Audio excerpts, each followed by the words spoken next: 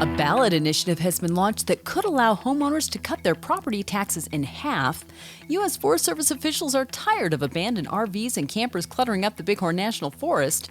And although hunting season is just beginning, there's good fishing yet to be had as summer winds down. Bringing you these stories and more from Wyoming's largest news organization, I'm Wendy Core for Cowboy State Daily. The Secretary of State's office Thursday certified a ballot initiative that, if successful, would allow homeowners to have their property taxed at 50% of its assessed value.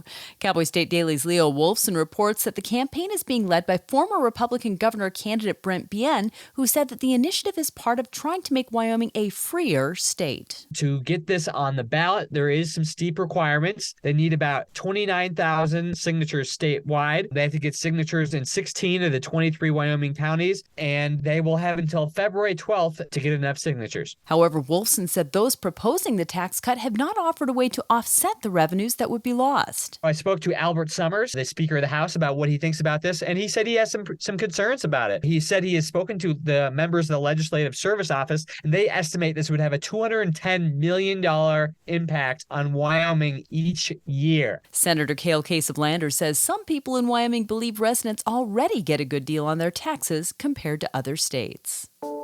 A student at Cody Middle School reported overhearing a conversation between two other students that raised concerns about a possible school shooting threat on Friday.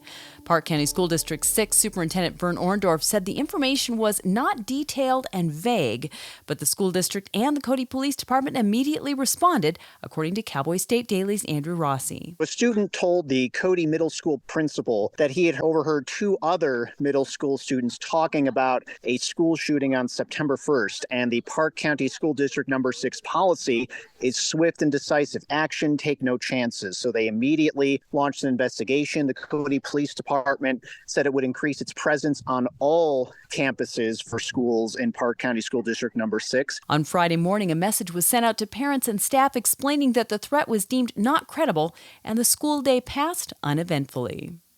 Well, U.S. Forest Service officials are tired of abandoned RVs and campers cluttering up the Bighorn National Forest.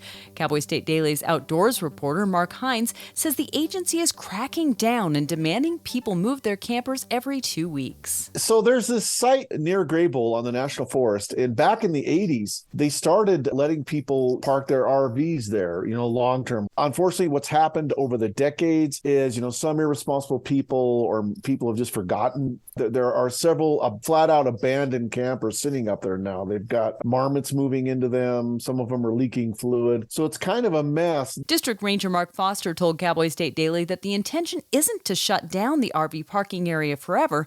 In fact, he'd like to see more sites like it, but he said it will take a private entity to do it right. I've got more news coming up right after this. At Hilltop Bank, we understand that buying a home is a big decision. That's why we're here to be your trusted partner on the path to home ownership. Our experienced mortgage team will guide you every step of the way, from pre-approval to closing. We offer competitive rates and a wide variety of home loan options to best suit your needs. With our local knowledge and personalized service, you'll feel confident and comfortable throughout the entire home buying process. Contact us today to start your journey toward home ownership. Hilltop Bank, member FDIC, equal housing lender. Well, like most of Charter Spectrum's nearly 15 million subscribers on Thursday, Wyoming customers of the cable television service were stunned to see an apology on their screens instead of their expected programs. The ESPN stable of channels, as well as other Disney-owned cable networks, have all been pulled from Charter-owned Spectrum during a dispute over contract fees. Cowboy State Daily's Renee Jean reports that the conflict came at a poor time for sports fans. These companies always schedule the expiration date for maximum effect. So, of course, the deal expires right before football season. That catches a lot of Wyoming viewers in limbo for their favorite football teams. So right now we're in the middle of college football has started. Next week, the regular football season starts. The U.S. Open tennis tournament is underway. But it's not just sports fans that the blackout affects. Spectrum customers have also lost popular shows like Jeopardy, Wheel of Fortune, Eyewitness News, National Geographic, and more. Spectrum has posted a message on the Disney-owned channels blaming Disney for the discontinuation of the channels for customers trying to access them. A district court judge is trying to find a way to satisfy her obligation to fill a Sheridan County Commission vacancy. 4th Judicial District Court Judge Darcy Phillips ruled Friday that she will only choose from the 3 nominees proposed by the Sheridan County Republican Party, candidates that had been rejected by voters during the last election and which were rejected again by the 4 county commissioners earlier this week. Cowboy State Daily's Leo Wolfson said the issue has raised the ire of the Republican Party. On Tuesday, the commissioners rejected all 3 of the candidates that were provided by the county Republican Party, drawing great anger and fury from party members. Sheridan woman Gail Simons filed a petition in Sheridan County District Court on Thursday to have a judge look at this, and Judge Darcy Phillips came back with a rather quick decision that Phillips believes is kind of a happy medium between what everyone wants. Sheridan County Republican Party Chairman Brian Miller says the party is still considering its legal options for removing the 4 remaining commissioners from office for what he says was an intentional failure to perform their lawful duties.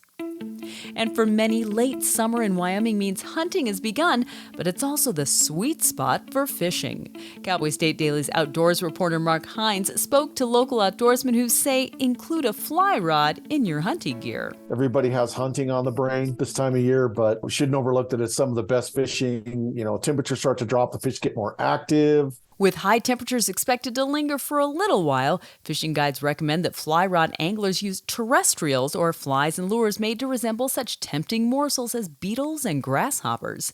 And while hot daytime temperatures linger, anglers might want to consider moving to higher altitude streams or perhaps consider skipping fishing during the heat of the day.